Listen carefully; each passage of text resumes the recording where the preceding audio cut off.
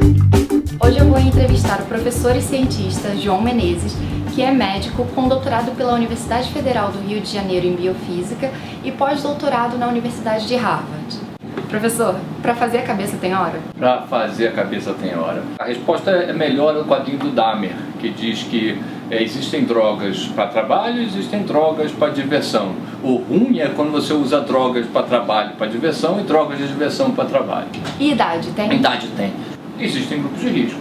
Pessoas que têm histórico na familiar de doenças mentais, que têm alguma propensão já, ou com uso demonstram propensão para doença mental, adolescentes principalmente, deveria evitar, e grávidas. Acho que esses são um conjunto de pessoas de grupo de risco, como qualquer droga tem grupo de risco. Mas qual seria essa idade ideal? Agora, olha só, eu odeio falar isso. O ideal é que espere aos 23 anos, quando o cérebro já está bastante desenvolvido. Essa é uma idade que eu sou bem conservador. Mas e aquele caso da menina de 5 anos que está sendo tratada com maconha devido às convulsões que ela tinha? Essas crianças que têm essas síndromes epiléticas, e tem também os autistas, eles têm uma alteração de conexão cerebral que a maconha, principalmente, pode servir como remédio. Tudo bem, igual qualquer outra droga que você usa em criança. Elas não estão tomando para se divertir. Chegou a hora do desafio agora, professor. A gente quer que você, em 20 segundos no máximo, explique para um leigo sobre como é a sua pesquisa, o que é a sua pesquisa. Isso, eu estudo há muito tempo o desenvolvimento do cérebro, as etapas de desenvolvimento, a geração de novos neurônios, migração necessária para chegar no seu lugar de destino final desses neurônios, sua diferenciação. Isso desde o período embrionário até o adulto.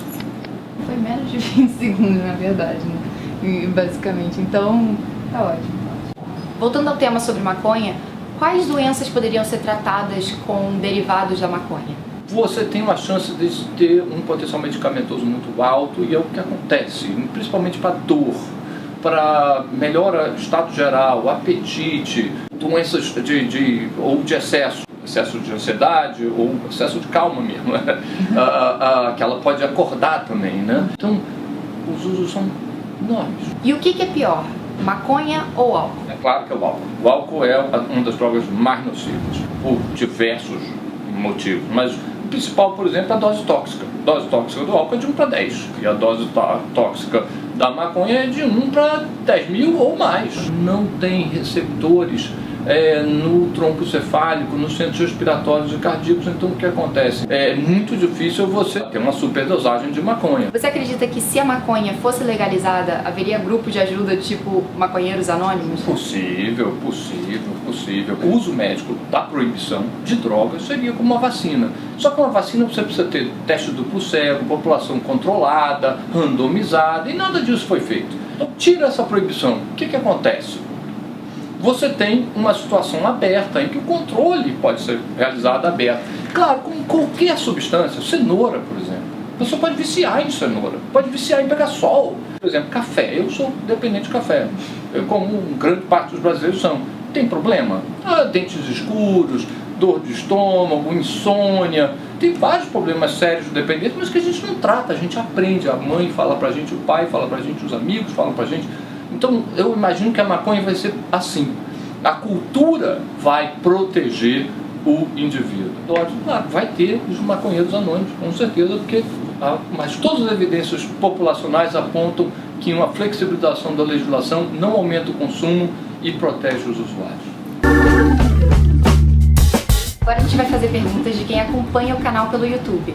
Se você quiser fazer perguntas para os próximos professores, no final do vídeo eu vou dar o tema do próximo vídeo e aí vocês podem comentar e fazer as perguntas que vocês quiserem. E o Pirula perguntou, afinal, mata ou não mata neurônio? Não mata, ou é difícil de dizer. A proibição proíbe a ciência.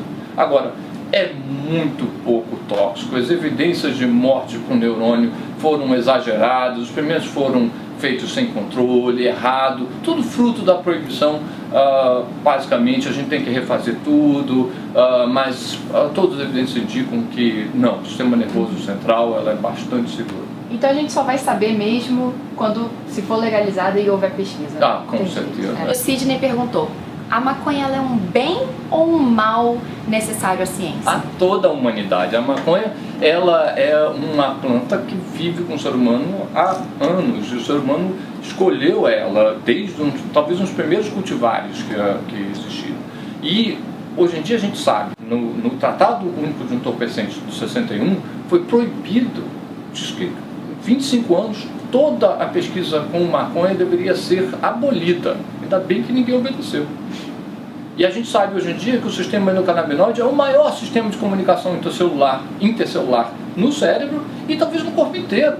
Então, a maconha é uma ferramenta fabulosa para nos conhecermos. Ótimo.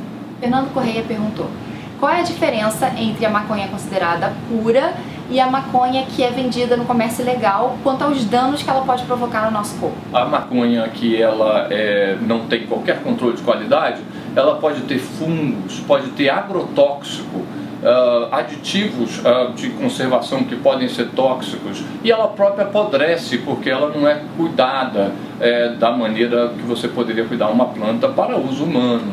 Então, o principal problema, um dos principais problemas da proibição, de vários, é a falta de controle de qualidade da planta.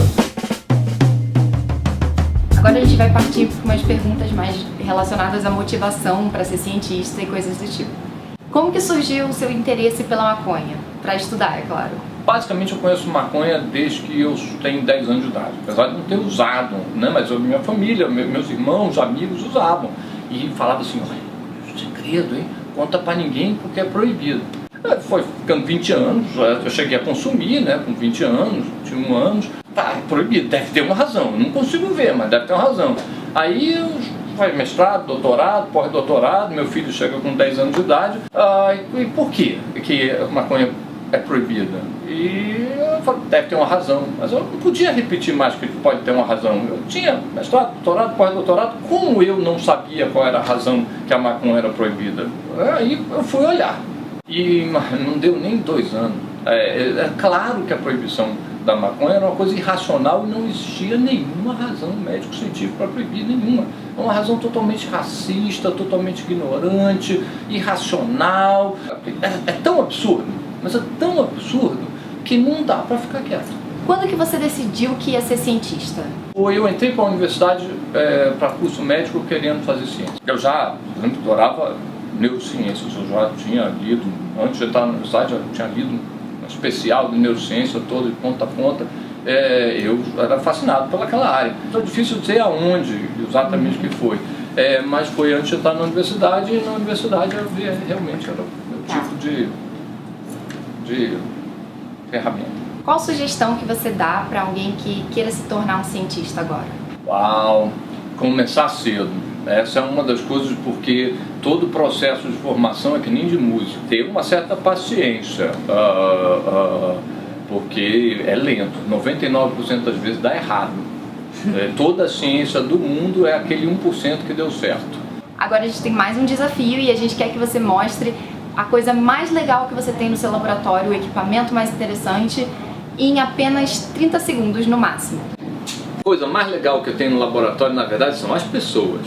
Essas sim é que fazem o laboratório ser o que é. Mas tem um monte de pequenas coisas que eu adoro. Esse é um dos que eu mais gosto, que é o menino da bolha, que é o nosso microscópio com uma caixa que mantém a temperatura e o CO2 nas células para manter as células vivas enquanto eu olho elas se mexendo, porque o que mais importante em biologia é a dinâmica, é o movimento, é a transformação. Obrigada, professor, por ter participado. Eu gostei muito da entrevista, espero que o pessoal também tenha gostado bastante. E você tem alguma consideração final que queira falar sobre o tema? A gente tem que abandonar a discussão de proibir ou não proibir, já confrontar com a realidade que a maconha vai ser legalizada e regulamentada. Isso vai acontecer. E a gente precisa se preparar para isso, porque toda a legislação relativa à droga, qualquer droga, precisa ser dinâmica, ela precisa mudar com o tempo para adaptar à realidade. Então a ciência tem que caminhar antes da legislação. Então a gente precisa acabar com a hipocrisia e começar a preparar para esse campo científico muito amplo que é o estudo do sistema endocannabinoide e dos fitocannabinoides e a saúde humana. Ótimo. Obrigada. Então essa foi a nossa entrevista de hoje. Esse programa vai ser quinzenal, então a cada 15 dias vai ter uma entrevista nova com diferentes professores e a próxima entrevista será sobre cosmologia. Então deixem aí as suas perguntas nesse tema sobre a origem do universo e tudo mais. Se você gostou, não deixa de compartilhar, de dar like e de se inscrever no meu canal, claro, para acompanhar as próximas entrevistas. Então é isso, pessoal. Obrigada e tchau!